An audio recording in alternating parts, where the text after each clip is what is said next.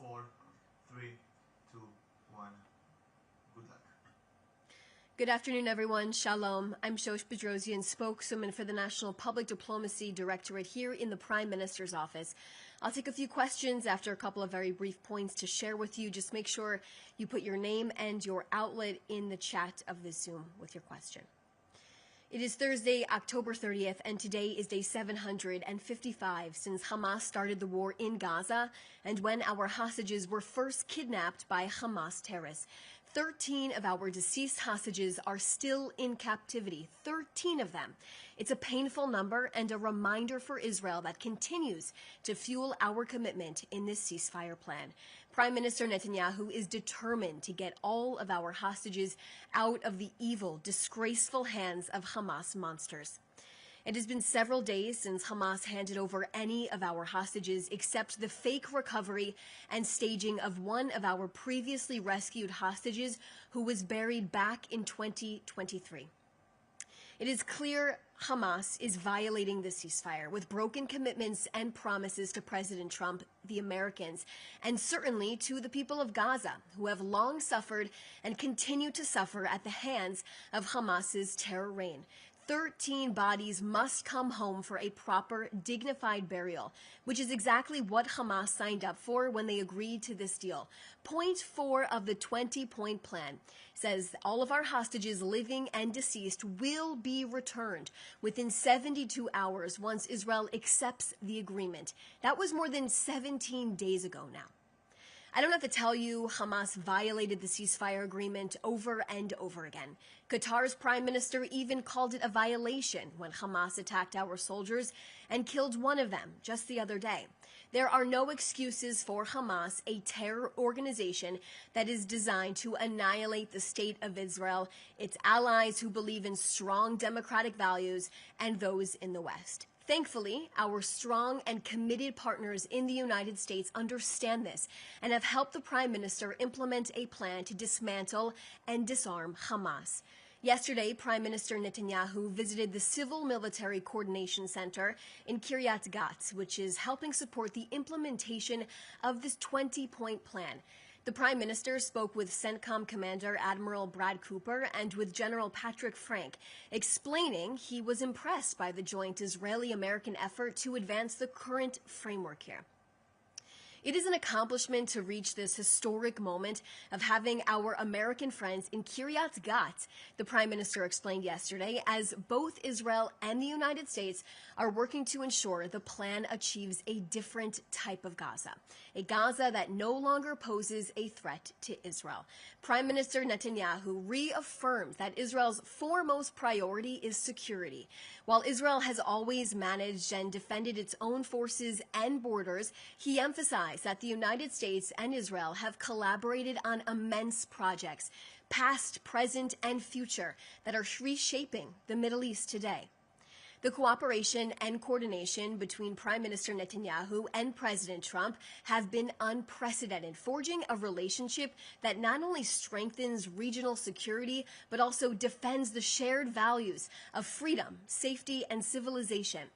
U.S. security is reinforced by Israel's innovations and strength as Israel confronts the same enemies that threaten America. From Hezbollah to ISIS, from Hamas to the Houthis, Israel stands on the front lines against Iran's terror proxies, serving as America's first layer of defense in the Middle East and the world. Now, this partnership ensures that U.S. interests remain protected without requiring American boots on the ground. Equally vital is the unparalleled intelligence cooperation between our nations. As one U.S. Air Force intelligence chief once said, if the United States had to gather on its own the intelligence that Israel provides, it would need to establish 5 CIAs. Prime Minister Netanyahu has long understood the principle of America first. But as he reminds us, it does not mean America alone. Great powers need great allies. Israel stands as that fighting ally, shoulder to shoulder with America in the battle between good and evil. I'll now take a few questions.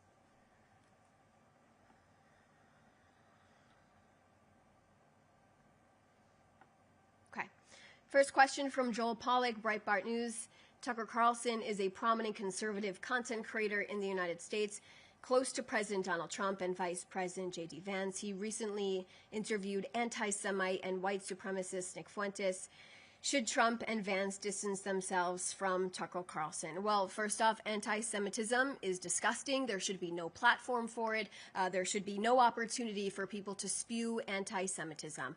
But that is a question that you should refer to President Trump and Vice President Vance on.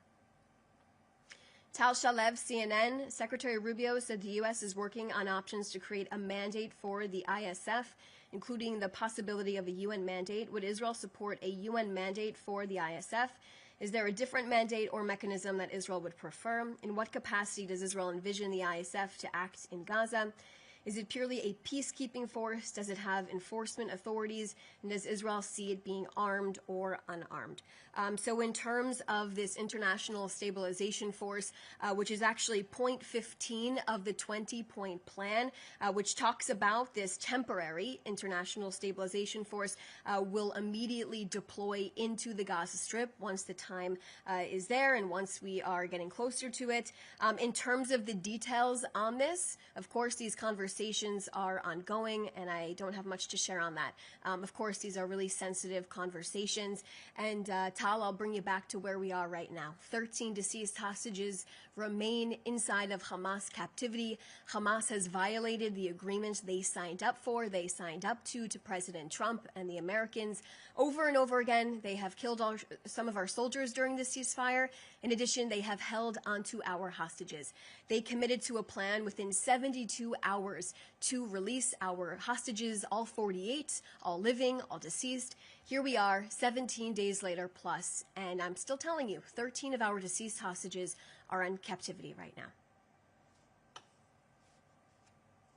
The next question is from Jody Cohen from Newsmax. The vice president was asked yesterday what the benefit was to the U.S.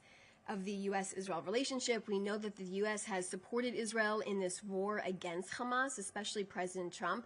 But what does Prime Minister Netanyahu believe the U.S. gets from this partnership here? So yes, of course, you're right. America supports Israel, of course, but it's not foreign aid. It's an American jobs program. Over 75% of that money is actually spent back in the U.S., supporting tens of thousands of jobs, high-end paying American jobs. The money doesn't go to Israel's treasury. It goes to U.S. industry. And Israel's technology also protects American lives here.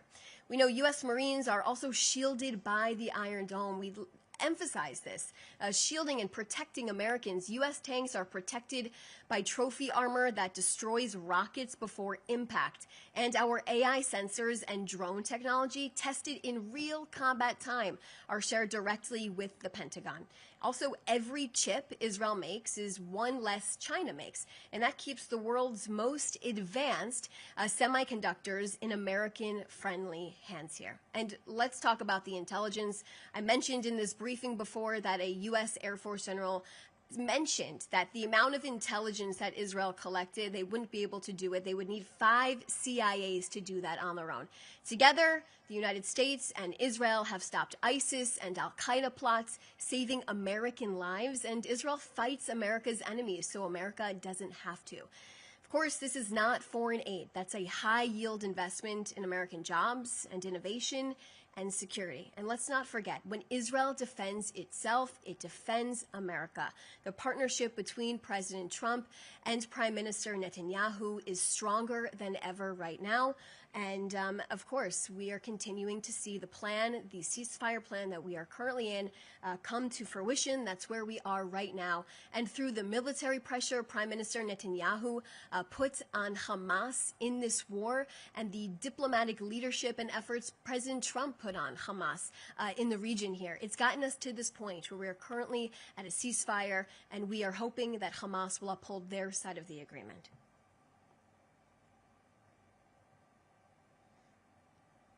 Okay, so those are all the questions that I see right now. If you have any other questions, please feel free to reach out to us directly. We're happy to answer anything. Thanks so much. Have a good day.